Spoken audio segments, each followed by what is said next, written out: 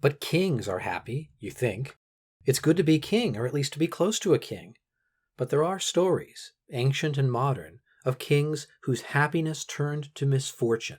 And then you have to ask, what good is that power if it isn't sufficient to protect itself? If this power over a kingdom were conducive to happiness, wouldn't any lack or defect in it be a cause of misery? And we know that any kingdom, however large, has a border beyond which that particular king does not rule.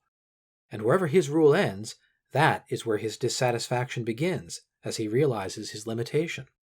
So, if you think about it, kings have rather a larger share of misery than the rest of us.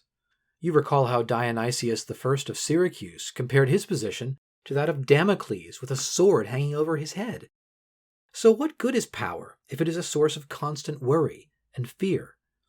Like any of the rest of us, kings would surely prefer to live out their lives without those kinds of worries, but they cannot.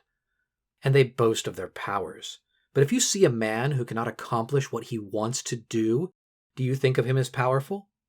Is he powerful if he goes everywhere with bodyguards? Isn't he more afraid of others than they are of him?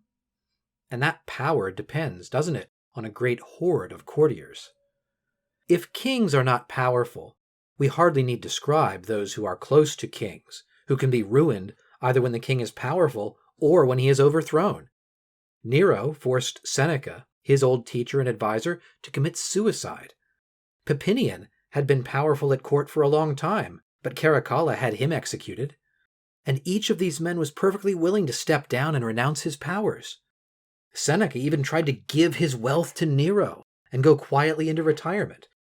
But they were standing on a height that turned out to be the brink of a precipice, where they lost their footing, and neither one of them achieved what he had wanted.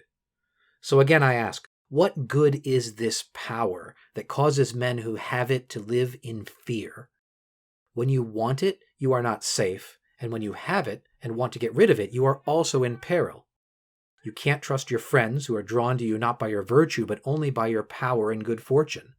And a man who is a friend to your good fortune will turn on you and let misfortune make you his enemy, and there is no enmity worse than that of an ex-friend.